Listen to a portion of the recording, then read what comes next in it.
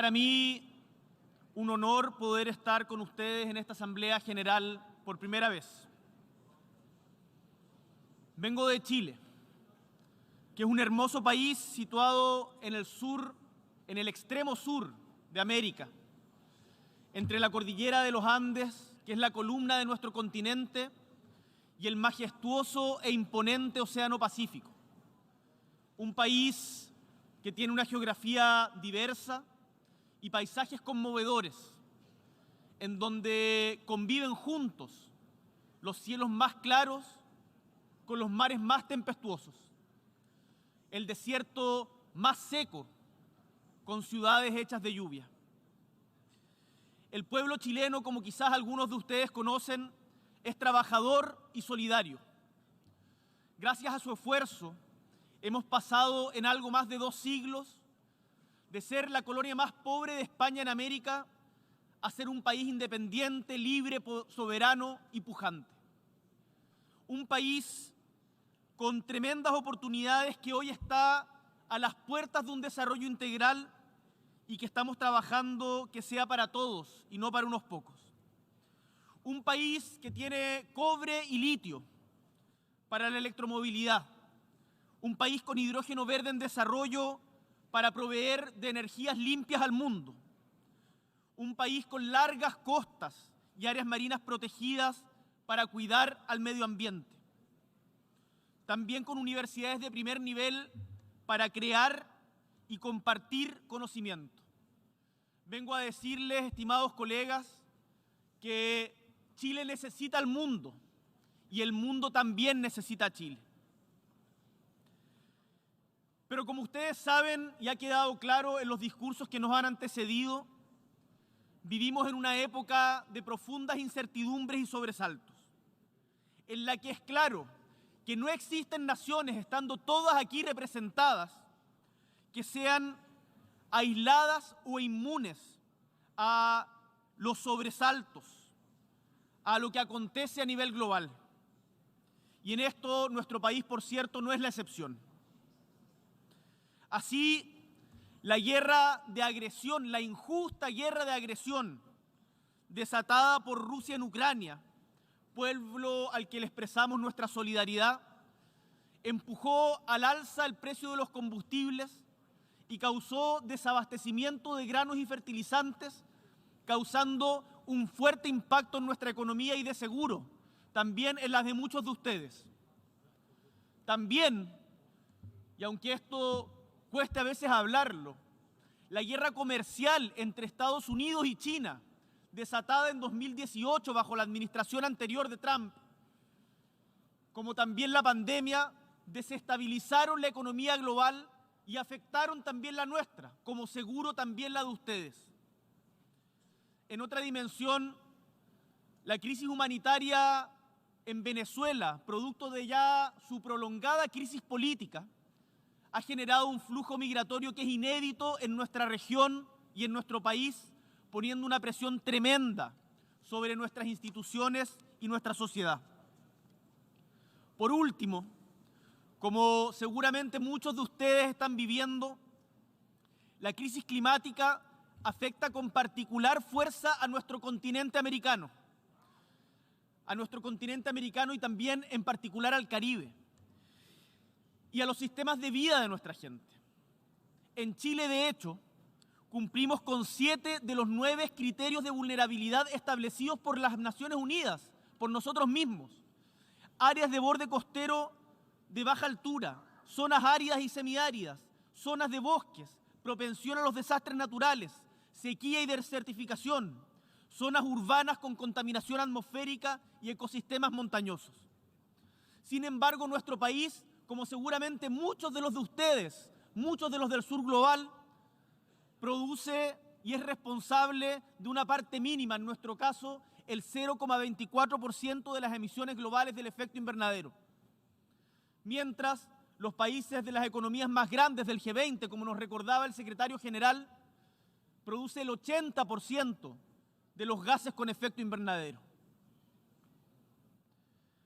Como resulta evidente, en estos días ningún país, sea grande, pequeño, humilde o poderoso, puede pretender salvarse solo.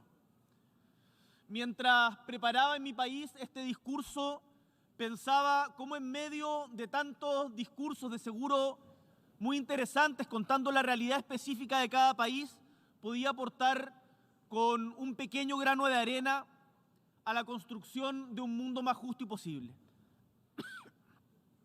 Y consciente de que no soy quien para dar lecciones sobre cada uno de los problemas que vive el mundo convulso en el que habitamos, pensé que contarles nuestra experiencia reciente como país puede servir a quien quiera escuchar para sacar vuestros propios aprendizajes. Chile vive actualmente un intenso proceso político.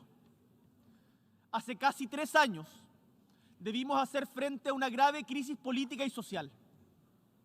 Durante aquellos días, una gran mayoría de chilenas y chilenos manifestó su malestar frente a la desigualdad y los abusos, su indignación frente a las largas esperas para recibir atención en la salud pública, su hastío frente a las millonarias deudas por estudiar, su rechazo a las pensiones de miseria después de largos años de trabajo. Es quizás una historia conocida para muchos de ustedes. Dentro de pocos meses se cumplirán 50 años desde que el presidente Salvador Allende, desde esta misma testera que tengo el honor de estar hoy día, diera cuenta de los importantes cambios sociales y políticos que vivía nuestro país. Porque somos un país que lleva largo tiempo buscando su camino propio hacia la dignidad. Y si bien durante los gobiernos democráticos de los últimos 30 años se redujo notablemente la pobreza y hubo importantes avances en materia social, resulta indesmentible que el modelo de desarrollo que adoptamos en Chile ha mantenido una alta concentración de la riqueza, llevándonos a ser uno, y esto nos duele, colegas, uno de los países más desiguales del mundo. Esta desigualdad, como de seguro también pasa en muchas de las naciones en vías de desarrollo, ha obstaculizado nuestro camino al desarrollo, pero no solo eso, es una amenaza latente para la democracia, pues fractura la sociedad misma, destruye la cohesión social y por lo tanto termina siendo un impedimento para entendernos y construir juntos y juntas un devenir que sea más libre y más justo. El estallido social que viviera Chile en 2019 dejó perplejos a muchos observadores, algunos de ustedes que preguntaban qué está pasando en este país, y también algunos actores de la vida nacional. Y es que a muchos les llamó la atención que un país que ha logrado índices importantes de crecimiento económico y de desarrollo humano, que dan cuenta de importantes mejoras en la calidad de vida de su población, se haya visto enfrentado a la vez a una crisis tan profunda. Desgraciadamente, lo que ocurrió en mi patria no fue casualidad, sino la consecuencia de innumerables historias de dolor y postergación que se fueron incubando y afectando el corazón mismo de nuestra sociedad. Y quiero decirles que aquello, aunque no se espere, puede pasar en sus países también. Por eso los quiero invitar a anticiparnos todos juntos en la búsqueda de una mayor justicia social, distribuir de mejor manera la riqueza y el poder debe ir de la mano con un crecimiento sostenible, y tengo la profunda convicción, que espero sea compartida, de que aquello es posible y es urgente. Desgraciadamente, debo decirlo, porque acá uno no puede solamente venir a hablar de las cosas buenas, este descontento se manifestó también en graves episodios de violencia, como la inaceptable quema de estaciones de metro y la vandalización de centros cívicos. Y por otro lado, fuimos testigos de una represión descontrolada que terminó con muertes, heridos y más de 400 personas víctimas de trauma ocular producto de la acción del Estado, lo que constituye, desde el punto de vista de nuestro gobierno y de organismos internacionales de derechos humanos, en una grave violación a los derechos humanos que debe ser reparada y así lo será. Fue, estimados colegas, una larga historia de injusticias la que se expresó en nuestro país en diciembre y en octubre del 2019. Pero también, y esto es lo lindo, de cómo las historias son más largas que nosotros mismos, quienes hoy día ocupamos estos puestos, también fue la historia larga de la movilización ciudadana y las luchas sociales, esa que permitió el retorno a la democracia, el reencuentro de los demócratas, como dijera el presidente Elwin a fines del siglo pasado, o la que en los albores del siglo XX permitió avanzar en derechos para los trabajadores y trabajadoras.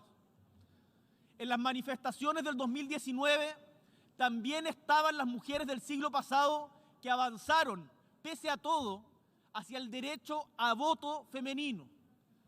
Nos acompañaron el recuerdo de los obreros que lograron el derecho al descanso y los pobladores que lucharon y siguen luchando por una vivienda digna. Son todas esas memorias y luchas sociales las que estuvieron presentes. Y los valores detrás de este profundo malestar, la igualdad, la justicia, la libertad, no son ajenos a un reclamo que cada vez con más frecuencia vemos en el mundo y en esta testera. La protección y promoción de los derechos humanos en cualquier parte y por cualquier régimen, el trabajo decente, la protección social universal, la lucha contra la crisis climática son demandas universales que son el foco de nuestra agenda en común, liderada por nuestro secretario general, Antonio Guterres, y de los Objetivos del Desarrollo Sostenible. Estimados líderes del mundo, la salida para caminar en la solución pacífica y democrática de la crisis que vive nuestro país fue un acuerdo importante entre las principales fuerzas políticas que permitió la elaboración de una ruta hacia la redacción de una nueva constitución, una que fuera capaz de sentar las bases de un nuevo contrato social. Esta ruta, impulsada por la sociedad chilena desde la protesta y la lucha social y encauzada políticamente por diversas instituciones, fue refrendada por un plebiscito de entrada en donde un 80% de los votantes se manifestó a favor de una nueva constitución escrita por un órgano especialmente electo para aquello. Y el desafío no es menor. Consiste en lograr, como nunca antes en nuestra historia, una constitución democrática, escrita con participación ciudadana, con participación de los pueblos indígenas y con paridad entre hombres y mujeres. Una constitución para todos y todas, pero también hecha por todos y todas. Hace algunas semanas, sin embargo, el trabajo realizado por la Convención Constitucional entre 2021 y 2022 fue sometido a consulta ciudadana a través de un plebiscito en que los chilenos y chilenas participaron de nuevo masivamente, un 85% de participación. Y en este evento electoral, los ciudadanos rechazaron de manera clara la propuesta, por un 62% contra un 38%. Por lo que hoy como país estamos buscando nuevas fórmulas para construir ese lugar de encuentro entre todos los chilenos y chilenas. Mi opción personal en ese plebiscito fue de aprobar la propuesta que nos hacía la Convención, pero el resultado fue en contrario. Algunos han querido ver el resultado del plebiscito como una derrota del gobierno. Y con toda humildad quiero hoy día decirles a estas Naciones Unidas que nunca un gobierno puede sentirse derrotado cuando el pueblo se pronuncia. En democracia, la palabra popular es soberana y la guía para todo momento. ¿Pero por qué les hablo de esto? Porque a diferencia del pasado, en que las diferencias en Chile fueron resueltas a sangre y fuego, hoy las chilenas y los chilenos acordamos enfrentar de manera democrática nuestros desafíos. Y se los cuento porque estoy seguro que uno de los principales desafíos de la humanidad hoy día es el de construir democracias que de verdad le hablen y le escuchen a la gente y que acepten los resultados cuando no son los esperados. Quienes asistimos a esta asamblea tenemos el deber de mejorar nuestras democracias. Durante las multitudinarias jornadas de movilización, la palabra dignidad se hizo presente. Pues bien, este mismo pueblo se acaba de expresar dándonos una lección de democracia que tomamos. Chile le ha exigido a su democracia y a sus actores políticos estar a la altura de sus demandas y el desafío de hoy que tenemos nosotros es estar también a la altura de ellas. Como gobierno, hemos recogido los resultados del reciente plebiscito con los ojos y el corazón bien abiertos. Queremos escuchar lo que el pueblo nos está diciendo, porque confiamos en su criterio y confiamos en su voluntad. Y hay cosas que hemos entendido muy claramente y que quiero brevemente compartir con ustedes. Los resultados son la expresión de una ciudadanía que demanda cambios sin poner en riesgo sus logros presentes, que quiere un mejor futuro construido con seriedad y sin caer en nuevas inseguridades. Un futuro de cambio con estabilidad. Y hemos entendido también, y esto como joven, que hace pocos años estaba en la calle, en las protestas, que representar el malestar es mucho más sencillo que producir las soluciones para este. Que quienes nos dedicamos a la exigente tarea de la política, muchas veces confundimos con facilidad los éxitos que podemos tener como voceros de la molestia ciudadana con nuestra real capacidad de ser constructores de mejores futuros. Y el resultado del plebiscito en nuestro país nos ha enseñado a ser más humildes. La democracia debe ser humilde y asumir que la construcción del Chile que soñamos no está en las recetas de ningún sector en particular, sino en la síntesis que podamos hacer combinando lo mejor que cada uno puede aportar. Así se gobierna en el siglo XXI, movilizando las capacidades y la sabiduría de nuestras sociedades y no pretendiendo sustituirlas. Como presidente de Chile, estoy convencido de que en el corto plazo Chile tendrá una constitución que nos satisfaga y nos enorgullezca. Una construida en democracia que recoja el aporte de todos los sectores de la sociedad y que sea capaz de reflejar los anhelos de justicia y libertad. Estimadas y estimados delegados, desde la humilde historia de mi patria, puedo decirles con mucha convicción que el camino para enfrentar los problemas que aquejan a nuestras sociedades se pavimenta con más democracia y no con menos, incentivando la participación y no restringiéndola, fomentando el diálogo y jamás censurándolo, y por sobre todo, respetando a quien piensa distinto, incorporando sus puntos de vista y entendiendo que el tener opiniones diversas no nos vuelve enemigos. Me rebelo frente al abismo que algunos pretenden cavar ante la legítima diversidad de opiniones y desde Chile declaramos nuestra voluntad de ser constructores de puentes ante estas brechas que nos impiden encontrarnos como sociedades diversas. Esta es la experiencia y el aprendizaje que desde nuestro pequeño país queremos compartir con las naciones del mundo. Profundizar la democracia es un ejercicio permanente en el cual solo cabe perseverar y aprender cada uno de las experiencias del otro. Por eso, y ya terminando, los invito a trabajar en conjunto para fortalecer la democracia en todos los espacios, en cada país y en la relación entre nosotros. Necesitamos una voz unida de América Latina, necesitamos más trabajo conjunto desde el sur global, necesitamos unas Naciones Unidas modernizadas en donde todos nos pongamos mismos objetivos. A comprometernos desde el multilateralismo con la justicia y la paz en todo momento y en todo lugar.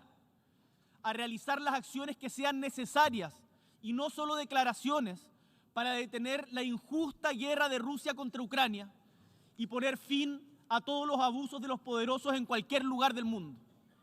a movilizar nuestros esfuerzos para detener la violencia contra las mujeres, sea en Irán, en memoria de Mahsa Amini, muerta en manos de la policía esta semana, o en cualquier lugar del globo, a no naturalizar las permanentes violaciones a los derechos humanos contra el pueblo palestino, haciendo valer el derecho internacional y las resoluciones que año tras año esta misma Asamblea establece que conduzcan a su derecho inalienable a establecer su propio Estado libre y soberano, como también a garantizar el legítimo derecho de Israel a vivir dentro de fronteras seguras e internacionalmente reconocidas, a seguir trabajando para contribuir a la liberación de los presos políticos en Nicaragua y trabajar para que en ningún lugar del mundo tener distintas ideas del gobierno de turno pueda terminar en persecución o en vulneración de los derechos humanos.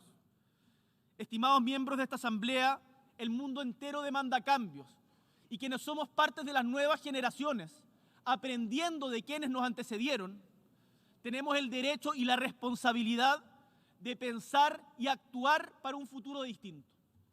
Los ciudadanos que más sufren las consecuencias de sociedades construidas desde la segregación y el abuso reclaman derechos, reclaman seguridad para vivir. Ese mundo de mayor bienestar solo lo podremos lograr con mayor democracia. Y ese es el llamado al que todos y todas debemos hoy día atender, y desde Chile estamos disponibles para colaborar en cada lugar del mundo en aquello. Muchísimas gracias.